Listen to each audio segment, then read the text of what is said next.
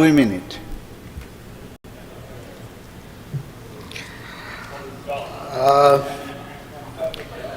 সন্মানীয় অধ্যক্ষ ডাঙৰীয়া, অধ্যক্ষ নহয় সভাপতি ডাঙৰীয়া, প্ৰথম কথাটো হ'ল যে যিটো সেকশন 5ৰ সংশোধনী আনিছে, এই 5ৰ সংশোধনীটো আমি আনিব নোৱাৰোঁ, আমাৰ বিধানসভাই আনিব নোৱাৰোঁ। এইটো আমাৰ ইণ্ডিয়ান কনষ্টিটিউশ্যনে সেইটো পাৰ্মিট কৰা নাই আমাক। ইণ্ডিয়ান কনষ্টিটিউশ্যনে পঞ্চায়তৰ ওপৰত যিটো সেকশন ৰাখিছে, সেই সেকশনটোত আপুনি যদি চাই দ্য পঞ্চায়ত পাৰ্ট 9ত 243(3) 243(3) যদি চাই কম্পজিশ্যন অফ পঞ্চায়ত, তেতিয়াহ'লে তাত এটা বাক্য আছে, provided that the ratio between the population of the territorial area of a panchayat at any level and the number of seats in such panchayat to be filled by the election cell so far as possible be the same throughout the state. গতিকে এইটো অসাংবিধানিক সংশোধনী এটা আনিছে section 5ত, য'ত ডিষ্ট্ৰিক্টবিলাকক density of পপুলেশ্যনৰ ভিত্তিত বিভক্ত কৰা হৈছে। এইটো আমি নোৱাৰোঁ। যিটো আমাৰ সমষ্টি পুনৰ নিৰ্ধাৰণৰ ক্ষেত্ৰত যিটো কৰিছিলে, এতিয়া সমষ্টিৰ ডিলিমিটেশ্যনৰ ক্ষেত্ৰত ভাৰতৰ সংবিধানৰ আৰ্টিকল 80, 81 আৰু আৰ্টিকল 170, এই যিকেইটা আমাৰ অনুচ্ছেদ আছিলে, সেই অনুচ্ছেদ মতে আপোনালোকে সকলোৱে জানে যে পপুলেশ্যনটোক সমান ডিষ্ট্ৰিবিউটহে কৰিবলৈ কোৱা হৈছে। তাত কোনো পধ্যে ডেন্সিটি অফ পপুলেশ্যন এই থিয়ৰীৰ কথা কোৱা নাই। আমি এই আইনখন আনিব পাৰিম, এই সংশোধনীটো আনিব পাৰিম। কেতিয়া আনিব পাৰিম? যেতিয়া আমি ভাৰতৰ সংবিধানখন বদলাই ল'ম। অধ্যক্ষ ডাঙৰীয়া, মই খুব চিৰিয়াছ কথা এটা কৈছিলোঁ।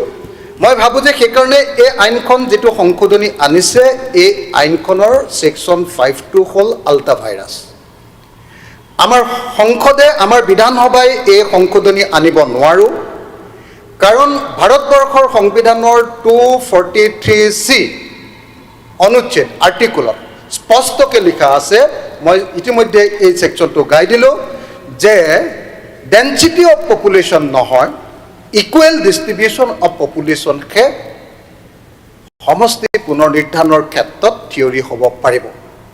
আৰ্টিকল 81, আৰ্টিকল 170 আৰু আৰ্টিকল 243। গতিকে মই ভাবোঁ যে এই সংশোধনীটো ডেফিনেটলি চিলেক্ট কমিটিলৈ যাবই লাগিব। যদি নকৰে তেতিয়াহ'লে কি হ'ব? এইটো আমি নজনাকৈ কৰি দিব পাৰোঁ। নজনাকৈ আমি যিটো আইন তৈয়াৰ কৰিব পাৰোঁ, সেইটো নজনাকৈ আমি কৰি দিব পাৰোঁ। কিন্তু যেতিয়াই কোনোবাই কোৰ্টলৈ গুচি যাব, তেতিয়াই এইখন আকৌ লগে লগে নাকচ হৈ যাব। গতিকে মই ভাবোঁ যে আমাৰ যিটো সংশোধনী অনা হৈছে, এই সংশোধনীটো ভুল, আৰু সেইকাৰণে এই সংশোধনীটো আমি অন্ততঃ এই সেকশনটো সেকশন 5(1) বুলি দিছে, সেই সেকশনটো আমি আনিব নালাগে। তাৰপাছত বাকী মই 4টামান পইণ্ট ক'ব খোজোঁ, ক'লেওতো নামানেই। চৰকাৰে আজিলৈকে যিমানবিলাক সংশোধনী, মই চাগে আইনৰ আটাইতকৈ বেছি সংশোধনী আনো, কোনোদিন এটা সংশোধনী পাছো হোৱা নাই, গতিকে ইচ্ছাও নাই।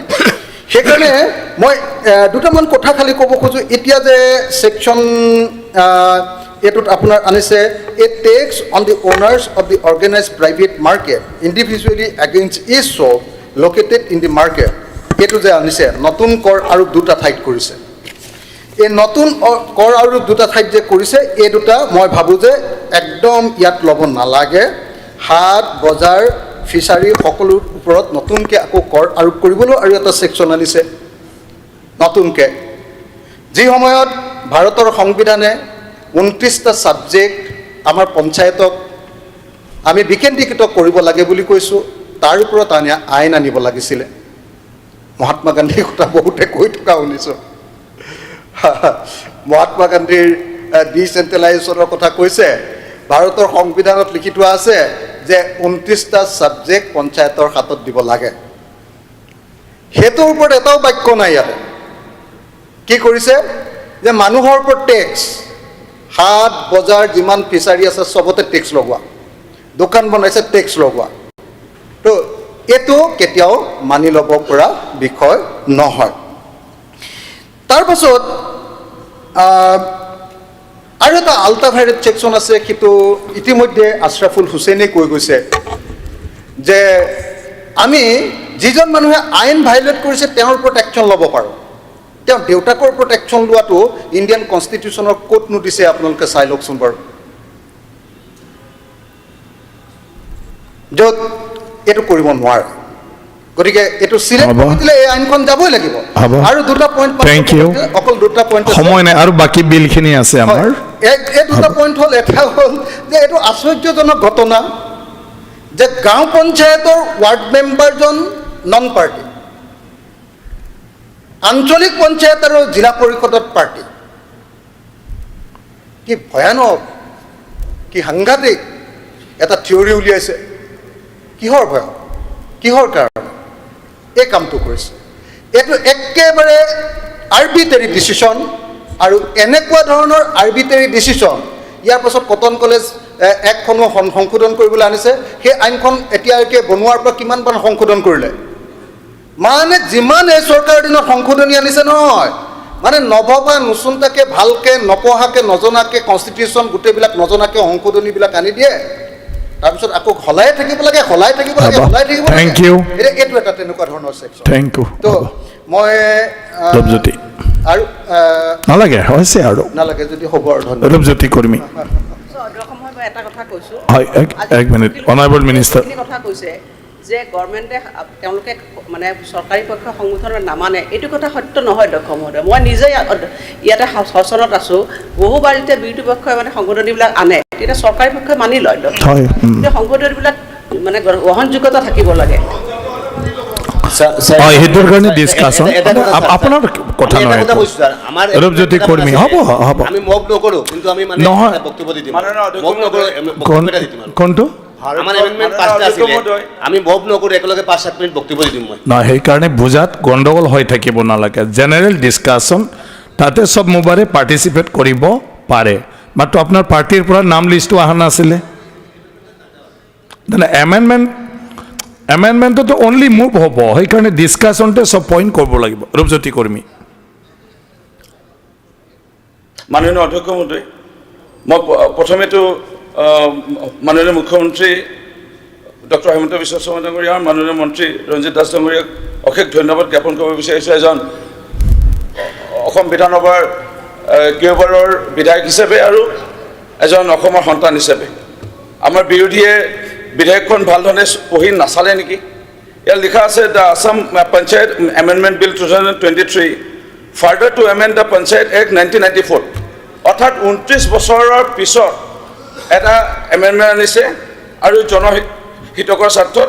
কোনে IT জব এৰি পঞ্চায়তত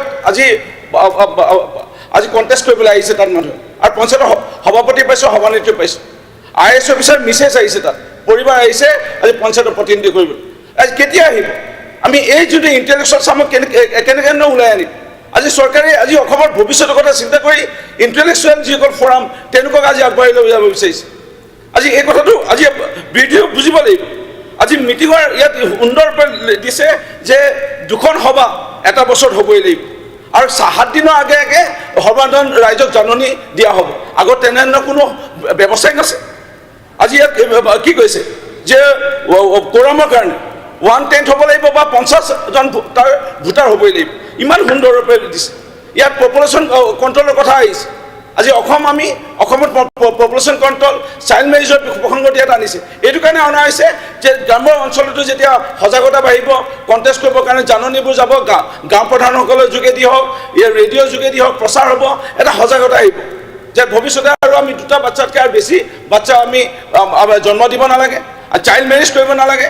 এই সজাগতাবোৰ বাঢ়িব।